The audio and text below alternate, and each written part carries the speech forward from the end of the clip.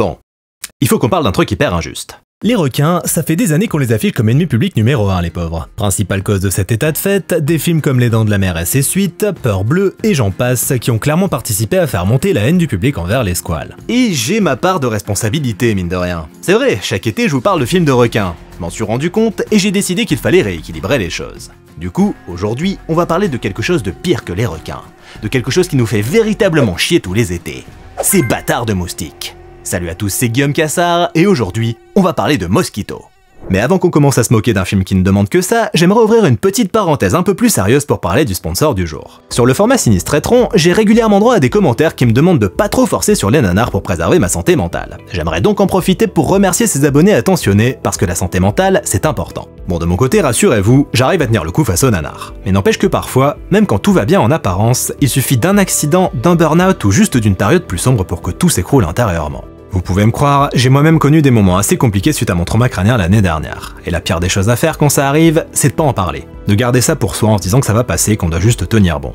Sauf que ça suffit pas toujours. Et c'est vraiment important de rappeler que demander de l'aide, c'est pas un signe de faiblesse. Au contraire. C'est pour ça que je suis très content de collaborer à nouveau avec BetterHelp pour cette vidéo. BetterHelp, c'est une plateforme de thérapie 100% en ligne qui permet de parler avec un professionnel de santé mentale depuis chez soi sans avoir à se déplacer. Les séances se font donc par message textuel, appel audio ou visio. C'est simple, vous remplissez un petit questionnaire pour exprimer vos attentes et vos préférences et vous êtes mis en relation avec un thérapeute adapté à vos besoins parmi plus de 150 thérapeutes français, certifiés et enregistrés à l'Agence régionale de santé. Je répète, certifiés et enregistrés à l'ARS. Vous parlerez pas à n'importe qui. Et si jamais le feeling ne passe pas, ce sont des choses qui arrivent, vous pouvez changer de thérapeute facilement et sans frais supplémentaires. L'objectif, c'est de rendre la thérapie plus simple, plus accessible, et surtout de rappeler que parler à quelqu'un ça peut vraiment faire la différence. Et ce qui est bien avec BetterHelp, c'est que vous pouvez commencer à votre rythme, faire une pause quand vous en avez besoin, ou vous arrêter sans engagement. Alors si vous sentez que ça pourrait vous aider, n'hésitez pas à passer par le lien en description ou à vous rendre sur betterhelp.com/Guillaume. Alors prenez soin de vous et n'attendez pas avant de demander de l'aide. Sur ce, on retourne à Mosquito. Mosquito est un film sorti en 1994 et réalisé par Gary Jones, spécialiste en effets spéciaux et proche de Sam Raimi, avec lequel il a notamment bossé sur Evil Dead 2 et 3. Mais son ambition à Jones, c'est de devenir réalisateur. Mosquito constituera donc son baptême de metteur en scène et il ne quittera plus jamais la réalisation suite à cette expérience. Bossant sur des séries comme Xena la guerrière, produite par son pote Sam Raimi, et sur divers nanars comme Planet Raptor par exemple. D'ailleurs, si quelqu'un saurait où je pourrais mettre la main sur le diptyque Raptor Island et Planet Raptor, je suis chaud. C'est pour la science. Mais revenons au début des années 90, quand notre Gary Jones tentait de faire ses premiers pas de réalisateur. Ce qu'il veut, c'est bosser avec Gunnar Hansen, l'interprète de Leatherface dans Massacre à la tronçonneuse, un film que Jones affectionne tout particulièrement. Mais il restait à trouver de quoi le film allait parler. Jones étant un grand amoureux des films de monstres géants, il se verrait bien réaliser quelque chose dans la veine de Tremors. Mais quel serait le monstre ? Il réfléchit, et c'est alors qu'il se rend compte de quelque chose d'absolument incroyable. Il n'existe pas de film de moustiques géants. Mais non ! Son premier film serait donc l'opportunité pour lui de combler ce grand vide de l'histoire du cinéma. Ainsi, Skitters, moustique en français, débute son tournage à Détroit durant l'été 93. Sauf qu'au même moment, Lannulen débarque avec Skitter, un autre film à base de moustiques géants. Du coup, Jones change le titre pour Blood Fever et s'attelle à mettre en boîte son film malgré la chaleur insupportable et le budget limité. On parle d'environ 300 000 $, ce qui est vraiment pas beaucoup. Heureusement, Jones peut compter sur l'aide du producteur Richard Jacobson qui possède un petit entrepôt à Détroit au sein duquel seront bâtis tous les décors et où ils filmeront donc les scènes d'intérieur. Autre aide précieuse, celle de sa propre équipe d'effets spéciaux qui conçoit des moustiques géants avec des moteurs pour faire battre leurs ailes. Mais d'autres techniques seront également utilisées pour leur donner vie, comprenant notamment trucage optique, animation traditionnelle et stop motion, Jones étant un grand admirateur de Ray Harryhausen. Après 2 mois de tournage, le film est dans la boîte et le titre est à nouveau changé pour Night Swarm. Et puis il change une dernière fois pour Mosquito quand la compagnie Hemdale acquiert les droits de distribution du film. Parce qu'il trouvait certainement que Night Swarm c'était tout pourri. Bref, après ce dur labeur, le film était fin prêt pour une sortie au cinéma. Mais cette sortie n'arrivera jamais. Ouais, désolé, j'ai pété l'ambiance. Malheureusement, Hemdale était en plein procès, et ce procès va ruiner la compagnie, qui déclare faillite peu avant la sortie de Mosquito au cinéma. Ce qui fait que le film sera distribué directement en VHS pour la plus grande tristesse de Gary Jones. Pour autant, Mosquito n'est pas tombé dans les tréfonds de l'oubli. Le film a en effet acquis une certaine affection de la part des amoureux du genre, finissant même par devenir un petit classique avec les années. Un classique de sa catégorie, hein. C'est sûr qu'on range pas Mosquito à côté du Parrain et de 2001 l'Odyssée de l'espace. Bref, Mosquito, voyons voir ce que ça donne. Notre histoire débute dans l'espace. Ah, je l'ai pas vu venir celle-là. Il semble en effet qu'Étienne l'Alien ait décidé de venir passer le week-end sur Terre. Sauf qu'Étienne l'Alien, il maîtrise pas hyper bien son véhicule spatial. Et du coup, il se viande la gueule dans un étang, ce con. Ce sous le regard hagard d'un couple de locaux. Et le lendemain matin, c'est open bar pour ces saloperies de moustiques qui s'en donnent à cœur joie sur Étienne l'Alien. Le début des emmerdes, quoi. Ils nous font déjà chier en temps normal, mais alors après avoir ingéré du sang alien, j'imagine même pas le bordel que ça va être. Wow. Bon, ils sont aussi cons que les moustiques à taille normale, c'est déjà ça. Qu'est-ce que tu as percuté, Ray? Bah j'en sais rien, un oiseau sûrement. Le problème étant que les personnages humains sont pas beaucoup plus intelligents que les moustiques. C'est donc le moment de faire connaissance avec Megan et Ray, qui font clairement pas partie des grands esprits de ce monde. Ça ressemble à un insecte. Tu plaisantes? Saleté d'insecte alors. Ah ben oui, un moustique d'1 mètre, c'est effectivement une saleté d'insecte. Bah dis donc, tu l'as salement arrangé. Ah, tu me connais Meg, quand je fais un truc que je le fais pas à moitié. En tant qu'experte en faune locale, Meg se met donc à tripoter le cadavre avec un bâton. Ça me rappelle quelque chose. Ouais, un moustique peut-être? Mais genre beaucoup trop gros pour que ce soit normal? C'est pas beau à voir. Non mais les gars, c'est un putain de moustique d'1 mètre, vous êtes pas en Australie bordel, ça n'a rien de normal! Mais il y a quand même un truc qui parvient à étonner Megan, le fait que Ray ait trouvé ce qui s'apparente à la trompe d'un moustique planté dans le radiateur de leur caisse. Le moustique géant a une trompe géante, c'est bizarre. Du coup, Megan aimerait bien ramener le cadavre au labo histoire de l'étudier, mais comme Ray n'a aucune envie de salir ses sièges, ils reprennent la route. Au même moment, un peu plus loin, Hendrix, garde forestier / gros bof / pervers, est en pleine session matage de joueuses de beach volley. Saute bébé, saute bien, ouais. Mais il se fait vite interrompre par son collègue Maurice, qui le charge d'aller s'occuper des nombreux moustiques qui envahissent le camping local. Et puis tant qu'à faire, il prendra la garde de Maurice aussi, parce que Maurice faut qu'il aille pêcher. Ouais, Hendrix, c'est un garde forestier / gros bof / pervers / grosse victime. Sacré CV. Pourquoi c'est toujours moi qui écope des corvées? Quant au chef de Maurice et Hendrix, il est occupé à écraser des moustiques avec un outil spécialement dédié à ça. Exterminateur d'insectes garanti. C'est alors qu'Hendrix débarque pour se plaindre, mais le chef a pas le temps pour ses conneries. On l'a bien vu, il est débordé le pauvre. Et il se lance alors dans un speech complètement what the fuck. Ils sont déjà là, dehors, à nous observer. Chaque année, ces merdeux se réveillent, poussés par la fièvre du sang, à tout moment. Pendant votre sommeil, ils nous l'enfoncent. On parle bien des moustiques, hein. Nous devons exterminer cette racaille. Oula, doucement Nicolas. Et du coup, le chef envoie son meilleur élément se charger de la vermine qui menace le bien-être des campeurs. C'est donc un Hendrix on fire qui part répandre une bonne grosse dose d'anti-moustiques tout autour du camping. Et sur les campeurs. Et sur leur bouffe. Non mais c'est pour leur bien-être, on vous dit. Et pendant ce temps, Frankie explore la forêt à la recherche de... quelque chose. Je te trouverai. Trouver qui? Trouver quoi? La réponse plus tard. Ou pas. Mais bon, ce serait chelou. Après quoi, on fait connaissance avec un trio de rednecks mené par Earl qui semble mijoter quelque chose de pas net. Ah oui, et ils sont cons à faire pleurer les mouches. Eh, vite la gueule. Dégaine. Il est même pas chargé. De leur côté, Meg et Ray débarquent dans un motel avec une voiture en piteux état suite à leur rencontre avec le moustique géant. Ils font alors la connaissance du gérant qui est absorbé par les infos locales, où l'on apprend notamment qu'un petit groupe de malfrats est activement recherché par la police après avoir commis un braquage et tué des gens. Ah, mais qui cela peut-il bien être? Meg et Ray prennent donc une chambre et demandent au gérant s'il connaîtrait pas un endroit pour faire réparer leur véhicule. Du coup, ils en viennent à parler des circonstances de l'accident. Tu l'as vu comme moi, c'était bel et bien un insecte. C'était pas un insecte, c'était juste un animal qu'on connaissait pas. Bref, Ray est dans le déni. Ou alors il est juste con. On va dire qu'il est juste con. Ça lui permettra de se fondre dans le paysage. D'ailleurs, en parlant de ça, on retrouve ensuite un des rednecks en train de subvenir aux besoins de la nature. Sauf qu'il se rend rapidement compte qu'il n'est pas seul dans le petit cabanon. Alertés par les cris de leurs copains, les deux autres partent à son secours. Et contrairement à Meg et Ray, ils ont au moins le mérite d'être un minimum surpris de faire face à un moustique géant.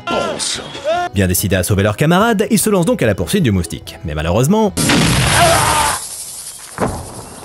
Disons que la visée, c'est pas la spécialité de Redneck Concon numéro 1. C'est pas vrai, j'ai descendu Ray. Heureusement, le grand frère est là pour relever le niveau et fait exploser le moustique avec son fusil à pompe.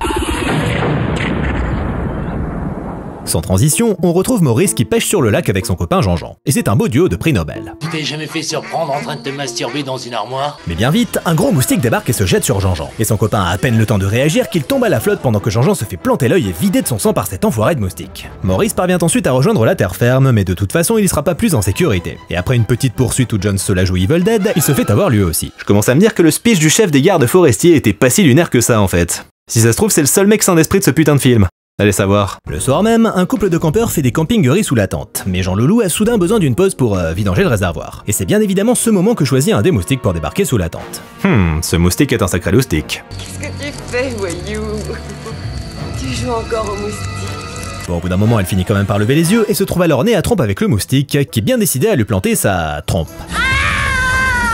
Alerté par les cris, Jean Loulou rejoint la donzelle en faisant bien attention à ne pas renverser sa bière et subit à son tour l'attaque des gros suceurs, des gros insectes. Pas facile le champ lexical des moustiques, hein? Le lendemain matin, Ray fait la rencontre du mystérieux Frankie, le gars qui cherche un truc qu'on sait pas ce que c'est. Il décide alors de lui filer un petit coup de main en l'aidant à replier une bâche, mais c'est clairement pas un service désintéressé. Ray, il a une idée derrière la tête. Je t'ai dit que je trouverais quelque chose. Ils prennent donc la route avec Frankie, qui leur révèle qu'il bosse pour l'armée et qu'il est à la recherche d'une météorite récemment tombée dans le coin. Étienne l'alien. Et c'est alors que réactive inopinément le compteur GGR de Frankie. Mais la maladresse tombe à pic puisque l'appareil semble détecter quelque chose. Et c'est peut-être la météorite que vous cherchez? C'est bien, Meg, je vois que ça carbure là-dedans. Frankie part donc inspecter la forêt, Meg part admirer la vue, et Ray reste en arrière à scurer le nez. Et puis soudain... Ramené par le courant, la barque transportant le cadavre de Jean-Jean fait son apparition. Et Frankie est bien décidé à ausculter le cadavre, et ce même si le taux de radiation est bien supérieur à la normale. Eh, minute Doc, on risque pas de choper des radiations Oh avec cette non, arme? aucun danger, tenez-moi. Ouais, t'inquiète frère, c'est pas parce que l'aiguille du détecteur de radiation est dans le rouge que ça veut forcément dire que ça craint. Hein. Ils décident ensuite de prendre le cadavre avec eux pour l'emmener au QG des gardes forestiers. Mais une fois sur place, ils ont la surprise de découvrir les lieux totalement désertés et saccagés. Et ce n'est pas tout. Un cadavre en caoutchouc vidé de son sang. Et pas n'importe quel cadavre, celui du chef des gardes forestiers, soit l'ennemi numéro 1 des moustiques. S'ensuit alors un débat sur ce qu'il faut faire. Pour Frankie, il faut retrouver la chose qui a commis ce massacre. Mais pour Ray, pas question, il faut se barrer le plus loin possible. Un désaccord qui tourne vite au conflit quand Frankie demande à Ray de sortir un peu les bollocks. Tu me traites de lâche? Eh oh, une petite seconde! Une créature tue ces gens en les vidant de leur sang. Je me demande s'il y aurait pas un lien avec le moustique géant du jour précédent. Ça c'est ce que Meg et Ray se diraient s'ils étaient pas complètement débiles. Bref, Meg finit par calmer son mec et réussit à le convaincre de partir enquêter avec eux. Ils partent donc sur le site du camping et disons que les campeurs sont pas franchement en état de témoigner. Qu'est-ce qui s'est passé pour l'amour de Dieu? Mais de leur côté, Meg et Ray trouvent un survivant en la présence de ce cher Hendrix. Ah tiens, comme quoi Darwin n'avait pas forcément raison sur toute la ligne. Ils rejoignent ensuite Frankie, qui est en pleine auscultation d'un cadavre de moustique, pour lui expliquer la situation. On a fini par découvrir ce qui s'est passé ici. Il y a des moustiques géants. Des moustiques gigantesques. Oui, je sais. Oui, je sais. D'accord, ça choque personne, donc c'est juste un lundi comme un autre. Mais Frankie reste quand même un peu lucide. Il faut alerter les autorités au plus vite. Le problème, c'est qu'ils n'ont plus ni téléphone, ni électricité, ni radio. Ils doivent donc rejoindre la ville la plus proche pour demander du renfort. Mais quand Hendrix aperçoit la voiture décapotable de Frankie, il met son veto. Hors de question de faire la route dans un véhicule qui les exposera autant au danger. Eh, mais c'est qu'il est beaucoup plus malin qu'on le pense derrière ces airs de gros débiles. Il cache hyper bien son jeu, le Hendrix. Du coup, pour être sûr d'être en sécurité, il décide de voler un camping-car. Le petit groupe prend donc la route, et au bout de quelques heures, il tombe sur Redneck Concon qui demande de l'aide. Aidez-moi, aidez-moi. C'est louche. Et du coup, ça loupe pas. Après que Redneck Concon ait expliqué à Frankie que leur rencontre fortuite avec des moustiques géants les a envoyés dans le décor, Earl débarque et va droit au but. On prend ta bagnole. Quoi que vous ayez fait, nous on n'a rien vu. Est-ce que tu insinuerais que mon frère et moi nous avons commis un acte malhonnête? Vous? Non, ça se voit bien que vous êtes blanc comme neige enfin. Nos chemins se sont croisés, pour vous c'est le bout de la route. Bref, ça paraît mal barré pour notre groupe de bras cassés. Et autant dire qu'il faudra pas compter sur Ray ou Hendrix pour sauver la situation.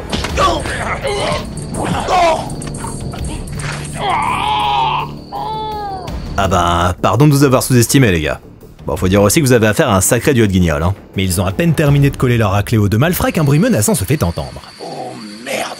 Les moustiques se ramènent. Et plutôt que d'abandonner leurs agresseurs à leur triste sort, si mérité soit-il, nos héros décident de les attacher et de les emmener avec eux. Ils découvrent alors qu'ils transportent avec eux un sac rempli de gros billets et qu'il s'agit donc vraisemblablement des braqueurs qui font la une en ce moment. Frankie démarre ensuite le camping-car et ils foncent à travers la nuit alors que de gros moustiques mal incrustés se lancent à leur poursuite. Heureusement, ils disposent maintenant d'un fusil à pompe pour renvoyer ces enfoirés d'où ils viennent. Mais les choses deviennent vite chaotiques parce qu'ils sont nombreux les petits bâtards et ils finissent même par rentrer dans le véhicule. Et alors que nos personnages font de leur mieux pour gérer tout ce bordel, ce petit malin de Earl profite du chaos ambiant pour se libérer et tenter un truc. T'emballe pas mon grand, je vous veux pas de mal. Tout ce qui m'intéresse c'est votre voiture. Oui, alors autant te dire que là présentement, ton niveau de crédibilité il est pas dingue, hein. Mais Earl, grand prince, accepte de les laisser rester dans le véhicule. Le problème étant qu'il a besoin de faire demi-tour. Et ça plaît pas trop à nos personnages, qui sont certes un peu cons, mais pas suicidaires pour autant. Et c'est ainsi qu'après avoir appliqué du rouge sur la joue de Megan avec sa fausse hache, elle finit par se libérer en lui plantant une trompe de moustique dans le bide. Sale petite garce. Après quoi, elle met Earl KO à l'aide d'une technique à ne pas reproduire chez soi. Et comme si on n'avait pas eu assez d'émotions comme ça, Frankie se prend un gros moustique en plein sur le pare-brise. Carglass répare, Carglass remplace. Et c'est à nouveau la panique générale car le moustique kamikaze pénètre à l'intérieur du camping-car pour s'en prendre à Hendrix. Résultat des courses, Frankie perd le contrôle du véhicule qui finit dans le décor. Après quoi, Frankie fait une petite mise au point avec Redneck Concon. Voilà du con. À partir de maintenant, si vous voulez rester avec nous, vous faites ce que je vous dis, compris? Parce que sinon, je t'arrache les burnes et je te laisse en tête à tête avec ces monstres. Ça me paraît clair. Mais Earl n'ayant plus aucun intérêt à rester avec eux, il décide de se barrer de son côté avec son frère. C'est donc le moment de se dire adieu. Si j'étais pas si fatigué, je me ferais un plaisir de te foutre une branlée. Sauf qu'ils ont même pas le temps de se faire un câlin que les moustiques passent à nouveau à l'attaque. Heureusement, Frankie trouve un petit tunnel qui leur servira d'abri de fortune. Mais malheureusement, Redneck Concon est à la traîne, puisqu'il est retourné dans le camping-car pour récupérer leur sac de pognon. Et quand il en sort, il capte que dalle à ce qui se passe. Et son temps de réaction étant pas hyper au point, il se fait avoir par les gros moustiques.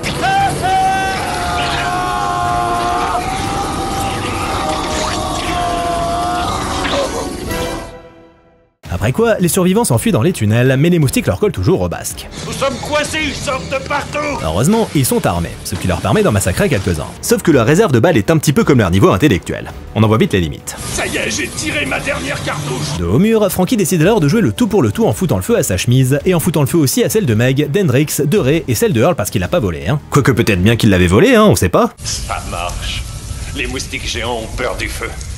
Comme les normaux. Et comme la plupart des êtres vivants. Une fois en sécurité, les personnages se posent plusieurs questions. Pour commencer, mais pourquoi qu'ils sont aussi méchants ces gros moustiques? Megan se le demande. Habituellement, les moustiques de taille normale se servent du sang récolté pour nourrir leurs œufs. Alors qu'est-ce qui pourrait bien pousser les gros à une telle folie meurtrière? Bah je sais pas, peut-être qu'ils veulent nourrir leurs œufs? Seconde question, mais d'où qu'ils viennent ces gros moustiques? Et ils font alors rapidement le lien entre les gros moustiques et la météorite. Vous avez assisté à un fait scientifique. D'accord, non franchement jusqu'à maintenant j'ai pas vu grand chose de scientifique, hein. Le lendemain, nos personnages retrouvent l'air libre et Earl nous offre une petite séquence émotion face au cadavre de son frère sucé jusqu'à la mort. Bah oui, mais c'est bien ce qui s'est passé, hein. Dieu te bénisse, mon frère. Après quoi, Frankie récupère son compteur Gégère et vient le tester sur le cadavre de Radneck Concon. Et le résultat est sans appel. C'est bien ce que je soupçonnais. Ces moustiques rendent leurs victimes radioactives. Et une minute, Doc, on risque pas de choper des radiations. Oh non, aucun danger, tenez-moi. T'es vraiment un sacré con toi aussi. Enfin, toujours est-il que ça confirme la théorie de la météorite. Il se lance donc à sa recherche. Un peu plus tard, le groupe se sépare. Meg et Frankie poursuivent leur recherche de la météorite, et le reste du groupe part explorer une ferme en espérant y trouver un téléphone. Une fois à l'intérieur, ils envoient Hendrix fouiller la cave. Très bien, allons jeter un petit coup d'œil à la cave. Et ce qui est assez drôle, c'est que le fameux entrepôt où le décor a été construit n'avait pas de sous-sol. Du coup, quand vous voyez Hendrix descendre les escaliers, il descend que dalle. Il fait juste semblant en faisant des squats. Et tant qu'on y est, Hendrix est incarné par Ron Ashton, célèbre rocker américain qui a notamment fait partie du groupe The Stooges, un groupe dans lequel on trouvait notamment Iggy Pop. Bref, je m'arrête là. Une fois à la cave, on a droit au jumpscare le plus moisi de l'histoire du cinéma. Et puis Hendrix repart sans avoir rien trouvé d'inquiétant. Tout est en ordre par ici. Ok, c'est sûr qu'il y a un truc hyper important dans la cave. De leur côté, Meg et Frankie reviennent bredouille de leur chasse à la météorite. Et la tendance générale est apparemment au bredouillage puisque les autres n'ont trouvé ni téléphone ni véhicule dans la ferme. Le petit groupe décide donc d'y passer la nuit et s'emploie ainsi à barricader toutes les issues à entrée potentielle. J'ai trouvé ça dans la partie, je me suis dit que ça pourrait servir. Ça doit faire 20 ans que j'ai pas touché à un de ces jouets. Ça me rajeunit. C'est parce qu'en fait Gunnar Hansen c'était le tueur de Massacre à la tronçonneuse. C'est ça la ref en fait. De son côté, Frankie est perplexe. En effet, son compteur Gégère semble bloqué sur un taux de radiation extrêmement élevé. Comme si le taux de radiation environnant était extrêmement élevé. C'est bizarre. Matériel de merde. Frankie, qui est un petit peu à cran après ses 2 journées à combattre des moustiques radioactifs géants dans les bois, finit alors par se confier à ses copains. Je ne suis plus ce que j'étais. Avant, j'assurais bien. Le Vietnam? Ouais. 3 tours. Moi aussi. Moi, j'ai fait louveteau. Essayez un peu de passer scout, ça c'est fortiche. Et alors que tout le monde est occupé à se marrer, le bruissement d'ailes des moustiques se fait soudainement entendre. Et pas qu'un peu. Parce qu'ils sont là les gars. Et en nombre.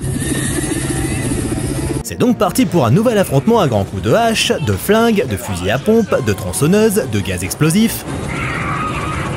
Bref, ces sales petites merdes de moustiques meurent de toutes les façons possibles et imaginables, et franchement, c'est le kiff ma gueule.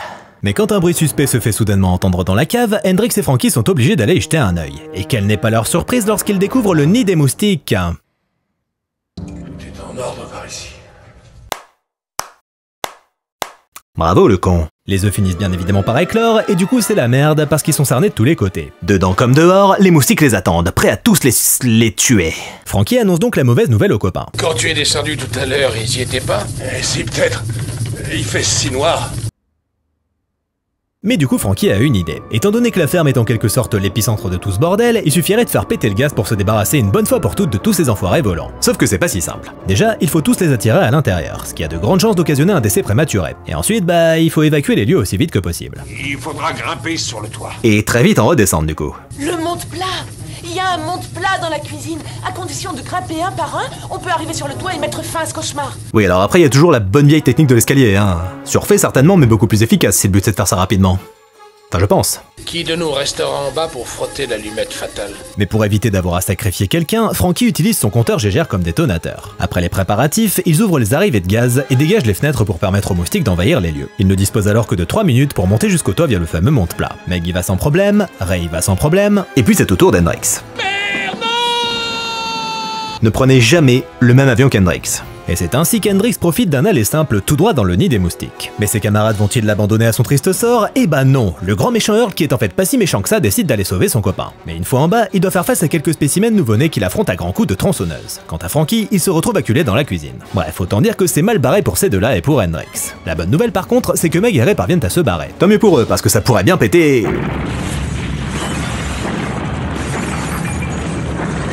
n'importe quand. Ainsi, alors que le soleil se lève, le couple se rend compte avec tristesse que personne d'autre n'a survécu. C'est pas vrai. Ah ben si. Ah putain, il nous a fait une Indiana Jones le Frankie. Le frigo, c'est la meilleure invention du siècle. Et du coup, Hendrix, il est vraiment mort hors champ ou il s'est caché dans le four, ce con? Maintenant, fais chiant le camp d'ici. Ah oui. Ah d'accord. Bon. Ben voilà, c'était Mosquito. Et c'était assez incroyable. Mosquito est un nanar du genre bien barré et fait avec amour, soit typiquement le genre de production qu'on apprécie ici. Ça a beau être très con, c'est aussi très mignon, parce qu'on sent l'envie de bien faire. Certes, les moyens sont limités, ce qui occasionne pas mal de moments sacrément kitsch, mais franchement, pour un budget d'à peine 300 000 $, le résultat est tout à fait louable. Mais celui qui en parle le mieux, c'est encore le producteur Lee Jacobson qui a publié sa propre critique du film sur Google. Une pépite. C'est un excellent film de série B, devenu culte puisqu'il a introduit de nombreux concepts que l'on tient aujourd'hui pour acquis au cinéma, comme l'insecte moustique rampant pendant le générique d'ouverture, repris ensuite dans Men in Black, ou encore la scène dans les toilettes reprise dans Jurassic Park. Bien sûr, comme le film a été tourné dans mon entrepôt, je ne suis pas très objectif, mais jugez par vous-même, c'est kitsch et on s'est vraiment éclaté à le faire. Le même gars qui découpait des gens dans Massacre à la tronçonneuse reprend ses talents ici, mais cette fois sur des moustiques. Est-ce que ça a rapporté de l'argent? Ça, c'est une autre histoire. On s'est fait arnaquer, mais on en a à nouveau récupéré les droits et il passe encore de temps en temps sur le câble. Quant à Gary Jones, il est parti vers des films plus grands et plus ambitieux. Sans déconner, c'est pas magnifique? Bref, dans le genre série B ultra cheap mais attachante, Mosquito est plutôt un bon candidat. Et on va pas se mentir, ça fait plaisir de voir des moustiques se faire exploser à grands coups de fusil à pompe et tronçonneuse. Parce que c'est tout ce qu'il mérite. Merci à tous d'avoir regardé cette vidéo et merci à BetterHelp de l'avoir sponsorisé. Et encore une fois, n'hésitez pas à cliquer sur le lien si vous en ressentez le besoin. N'oubliez pas non plus de liker, commenter, partager, venir me soutenir sur Tipeee si vous vous sentez généreux ou vous acheter un superbe t-shirt John Michael Advertising sur la boutique en ligne. Quant à moi, je vous dis à bientôt. Salut!